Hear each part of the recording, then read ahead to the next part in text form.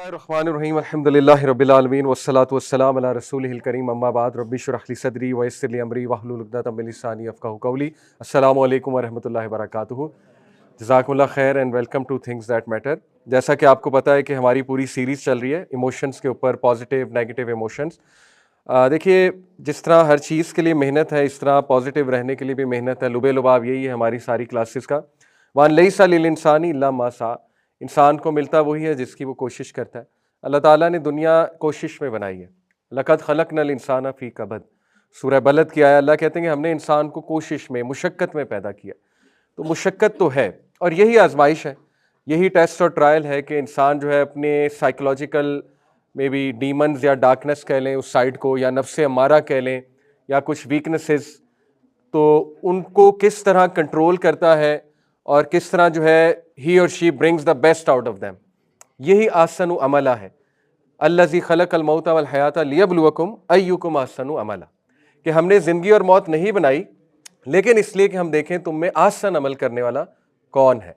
तो आसन अमल यही है जिहाद बिन नफ्स, आसन अमल यही है कि फ़ाइट योर ओन नफ्स, आसन अमल यही है कि कोई मुश्किल आ जाए तो फिर पेशेंस, सब्र, शुक्र, और आसन अमल यही है कि कोई प्रॉब्लम आ जाए तो उसको अच्छे अंदाज में सॉल्व करना। ये सब आसन अमल में आता है अल्हम्दुलिल्लाह। और Islam has given us a complete framework अल्हम्दुलिल्लाह। हमारी खुशनसीबी ये है कि इस्लाम ने हमें पूरा फ्रेमवर्क दे दिया, दुआएं सिखा दी, पॉजिटिव रहने का तरीका बता दिया, तवक्कल का कॉन्सेप्ट दे दिया, नमाज का फ्रेमवर्क है पूरा अल्हम्दुलिल्लाह। So there is so much जिसकी मदद हम पकड़ सकते हैं। इसीलिए अल्लाह ने कहा वस्ताईनु बिस्सब्री वस्सला, नमाज और सब्र में ताकत पकड़ो, मदद पकड़ो नमाज और सब्र में अल्हम्दुलिल्लाह। तो इसी सिलसिले में इंशाल्लाह आज का टॉपिक, जैसे कि आपको पता है लास्ट क्लास में हमने जो है वो नेगेटिव थिंकिंग को लेकर वसवसास को जो है डिस्कस किया था, और वसाविस में हमने ओसीडी को भी कुछ डिस्कस किया था, और उसके कुछ मैंने आपको इस्लामिक तरीके बताए थे। फिर मैंने आपको एक साइकोलॉजिकल तरीका बताया था कॉग्निटिव रीस्ट्रक्चरिंग का, जो कि एक अच्छा तरीका है। उसमें यही है कि आप लिखते हैं अपनी ओवर थिंकिंग को और उसको लिख कर आप चैलेंज करते हैं। असल में इसके पीछे साइंस ये है कि आप अपने ब्रेन के पाथवे बनाते हैं, जो न्यूरॉन्स के पाथवे हैं। ये बेसिक साइंस है। देखें, what wires together fire together, ये साइकोलॉजी में एक जुमला है कि जो चीज़ वायरिंग आपस में इकट्ठी बना लेती है वो फिर उसी तरह आपके न्यूरॉन्स फायर भी करते हैं। तो जिस तरह वायरिंग है, ये वायरिंग आपको नजर आ रही है, इस तरह आपकी ब्रेन में भी एक वायरिंग है, वो न्यूरॉन्स के कनेक्शन है। तो उन कनेक्शंस के थ्रू इलेक्ट्रिकल सिग्नल्स ट्रैवल करते हैं और वो इलेक्ट्रिकल सिग्नल्स फिर आपकी सोचें होती हैं। ठीक है, तो जाहिर है अगर आप कोई अच्छा पाथवे बना लेंगे, कोई अच्छी हैबिट बना लेंगे, तो फिर आपकी सोच भी वैसी ही बन जाएगी। तो ये बड़ी बेसिक सी साइंस है जो हमने पढ़ी, और इसीलिए ये मेथड भी अच्छा है कि यू स्टार्ट प्रैक्टिसिंग ग्रैटिट्यूड। आपका वो पाथवे ग्रैटिट्यूड का बन जाएगा। देखें, जो बंदा बहुत शिकायतें करेगा और मुंह पे शिकायतें ही लाएगा, उसका फिर वो वाला पाथवे बनेगा शिकायतों वाला, उसकी फिर नेगेटिव थिंकिंग ही ज़्यादा होगी, क्योंकि वो नेगेटिव ही अल्फाज बोल रहा है। जो शुक्रगुजारी के अल्फाज बोलेगा, इसीलिए हमारा दीन बहुत इस पर तलकीन करता है कि अल्हम्दुलिल्लाह कहो हर बात पे, अल्लाह का शुक्र करो और सोचा करो कि अल्लाह की नेमतें कितनी ज़्यादा हैं। ठीक है, तो ये सब हमने अल्हम्दुलिल्लाह पिछली क्लास में बहुत डिटेल में हमने डिस्कस किया था। आज कुछ और आपको टेक्निक्स बताता हूँ साइकोलॉजी से इंशाल्लाह ताला, अपनी सोच को ठीक करने के हवाले से या अपनी प्रॉब्लम्स को इंशाल्लाह ताला ठीक करने के हवाले से। साइकोलॉजी में काफ़ी स्कूल ऑफ थॉट्स हैं, लेकिन फ़िलहाल हम ये 4 स्कूल ऑफ थॉट्स की अप्रोच के मुताबिक मसाइल को हल करने का डिस्कस करते हैं इंशाल्लाह ताला। ठीक है, सबसे पहली कॉग्निटिव अप्रोच है। कॉग्निशन सोचों को कहते हैं। तो देखिए, सोचें ही असल में कॉग्निटिव अप्रोच के साइकोलॉजिस्ट ये कहते हैं कि हर चीज़ सोचों से जन्म लेती है। सोचों को ठीक कर लो तो सब कुछ ठीक हो जाएगा, ये इन शॉर्ट उनकी अप्रोच है। ठीक है, तो उसमें डिस्प्लेसमेंट थ्योरी जो है, ये एक कॉग्निटिव रिस्ट्रक्चरिंग को ही डिस्प्लेसमेंट थ्योरी भी कहते हैं। यानी डिस्प्लेस कर दो, बुरे ख्यालात को अच्छे ख्यालात से डिस्प्लेस कर दो, दैट्स इट, आपके मसले हल होना शुरू हो जाएंगे। जैसे मैं एक मिसाल अक्सर दिया करता हूँ। अब देखिए, ये 4 अप्रोच हैं, बिहेवियरल, ह्यूमनिस्टिक और साइकोडायनेमिक। बिहेवियर वाले जो हैं वो बिहेवियर और एनवायरनमेंट पे फोकस करते हैं। इसी तरह जो ह्यूमनिस्टिक वाले हैं वो इनर पोटेंशियल और विल पावर पे फोकस करते हैं। ठीक है, इसी तरह जो साइकोडायनामिक अप्रोच वाले हैं वो बहुत डीप लाशऊर के जो थॉट्स हैं, जो अनरिजॉल्व कॉन्फ्लिक्ट्स हैं, वो उन पे फोकस करते हैं। मैं एक मिसाल से हमेशा समझाता हूँ कि देखिए, मिसाल के तौर पे कोई बंदा इन चारों साइकोलॉजिस्ट के पास जाता है और उसका मसला ये होता है कि उस बंदे का ये बिलीफ बन चुका है कि दुनिया में अच्छाई नहीं है या दुनिया में मोहब्बत नहीं पाई जाती। ठीक है, यानी there is no such thing as love. वो इतना कड़वा हो चुका है वो बंदा। ठीक है, because of so many experiences. अब कॉग्निटिव वाले के पास जाएंगे तो वो किस तरह उसके साथ डील करेगा?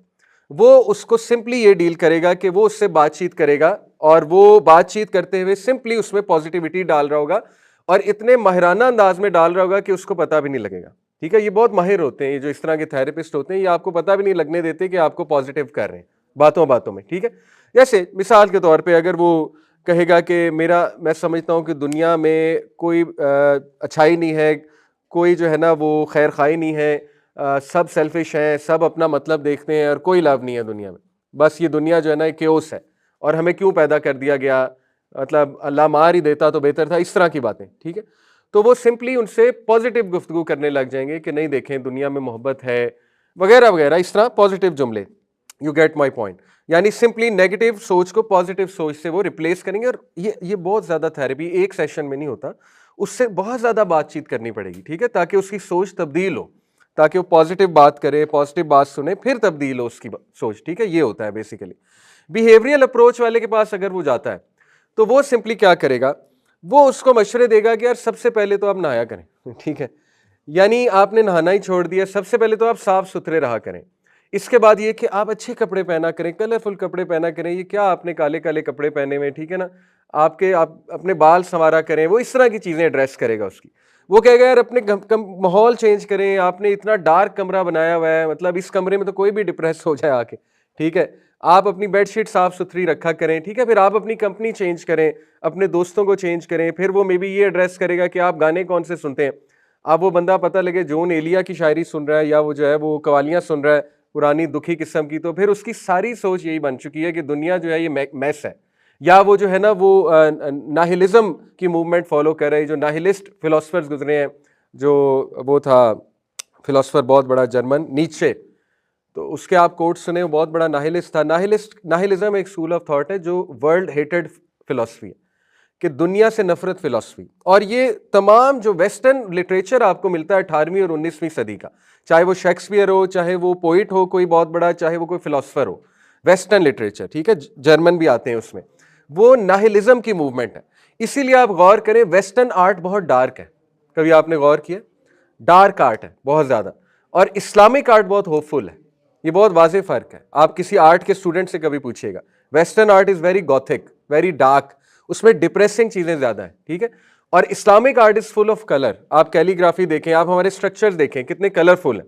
आप वेस्टर्न स्ट्रक्चर देखें, बिल्डिंग्स के बहुत गॉथिक हैं, बहुत अजीबोगरीब वाइब आती है, बहुत शैतानियत सी टपकती है उनमें, डिमोनोलॉजी की झलक मिलती है। ठीक है, उसकी वजह यह कि वेस्टर्न जो मुआशरा है वो बहुत डिप्रेशन से गुजरा था, बहुत ज्यादा। अगर आप उनकी हिस्ट्री पढ़ें 15 to 17 सेंचुरी बहुत डिप्रेशन वाला उनकी सोसाइटी में डिप्रेशन थी। ठीक है, तो उस वजह से उनके इंटेलेक्चुअल जो हैं वो बहुत डार्क साइड की तरफ गए और वो बाकायदा नाहिलिस्ट फिलॉसफी के कायल हो गए थे कि ये सब फजूल है, रिलीजन भी फजूल है, चर्च भी फजूल है, चर्च भी धोखा देता है, पोप भी धोखा देता है, ये सब आपस में मिले हुए, इस तरह की बातें हैं। ठीक है, और कोई किसी के साथ सिंसेयर नहीं है, हम सब कीड़े मकोड़े हैं, हम सब ने कुचले जाना है, मारे जाना है। यानी इस तरह के आपको उनके कोट्स भी मिलेंगे जब आप उन फिलोसफर्स को डीप डाउन स्टडी करेंगे। ठीक है, तो इसीलिए ये फिर आगे इन थ्योरीज ने मजीद इन ख्यालात को जो है ना वो स्ट्रेंथन किया। सर्वाइवल ऑफ द फिटेस्ट है जो पूरी जंगल की थ्योरी है कि बस अपने आप को बचाओ, दूसरों की छोड़ो। ठीक है, तो ये एक मटीरियलिज्म और ह्यूमनिज्म की जो मूवमेंट है, ह्यूमनिज्म जो है ये humanity, it's not about humanity if you study about it. Humanism पूरी एक मूवमेंट है, ह्यूमनिज्म इंतहाई मटीरियलिस्टिक मूवमेंट है।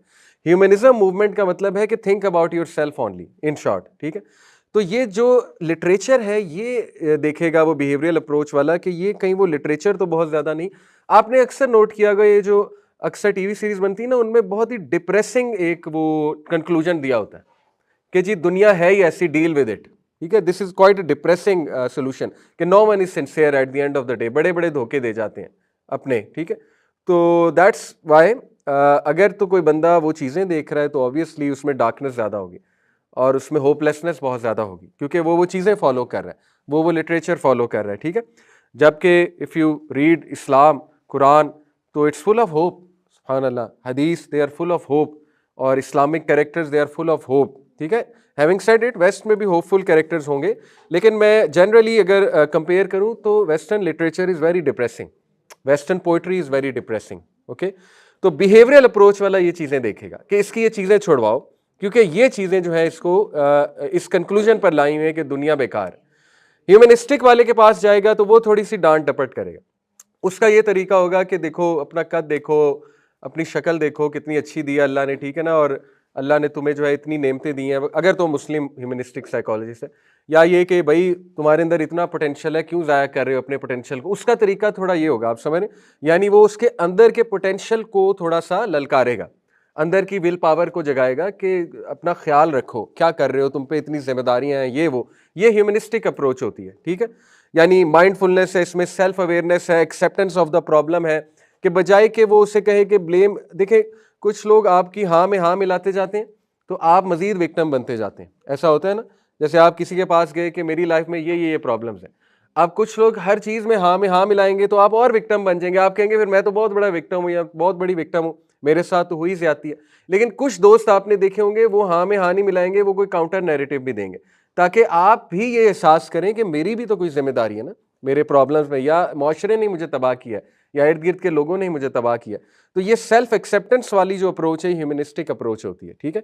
इसी तरह सेल्फ टॉक है, इसमें एम्पावरमेंट है, and asking your self is it helping me वगैरह वगैरह।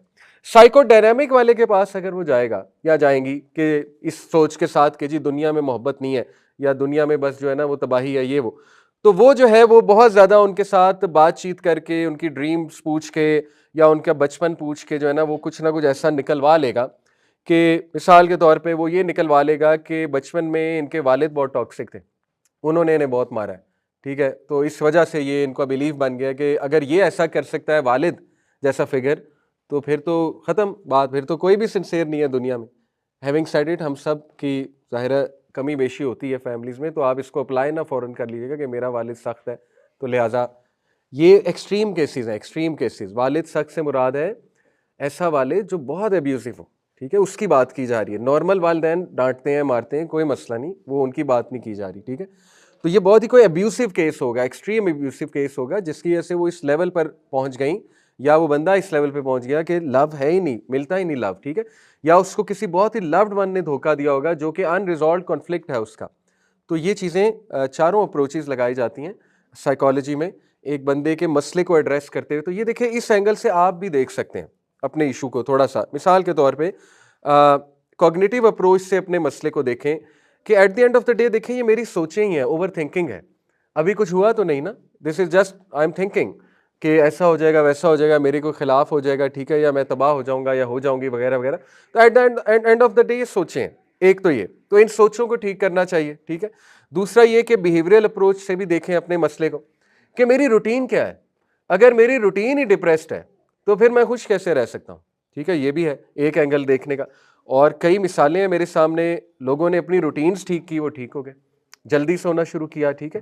देखिए मेहनत तो है ना, अब एक बंदा कहे कि ये भी नहीं मैं कर सकता, जल्दी भी नहीं मैं सो सकता, यानी कुछ भी चेंज नहीं कर सकता, तो फिर वो तो बहुत बड़ा मसला है। फिर तो उसने या तो शैतान ने बहुत ज़्यादा उस पर हावी हो चुका है, या फिर वो पता नहीं उनका बहुत ही कोई सीरियस इशू। अदरवाइज करना तो चाहिए, सीधी सी बात है।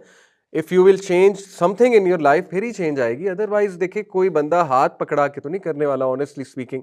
अगर आप दूसरों पे रिलाई करेंगे तो फिर तो आप इंतज़ार ही करते रहेंगे, ठीक है। तो बिहेवियरल अप्रोच से भी आप अपने उसको देख सकते हैं इंशाल्लाह ताला कि मैं शायद कुछ चीज़ें ठीक करूँ, मे बी मेरे फ्रेंड्स चेंज होने वाले हैं, मे बी मैं थोड़ा सा अपना लाइफस्टाइल चेंज करके देखूँ, ठीक है, एक्सरसाइज स्टार्ट करके देखूँ, मे बी वॉक करके देखूँ, पार्क में जाया करूँ, वॉक करूँ, ठीक है। हो सकता है उससे मुझ में पॉजिटिविटी आए, और आती है। कई लोग जो है अपना लाइफस्टाइल चेंज करते हैं, रूटीन चेंज करते हैं, बड़ी पॉजिटिविटी आती है। Maybe I need to change the things I am seeing, I am watching, maybe I need to change the genre जो मैं देख रहा हूँ, ठीक है, ये सारी चीज़ें।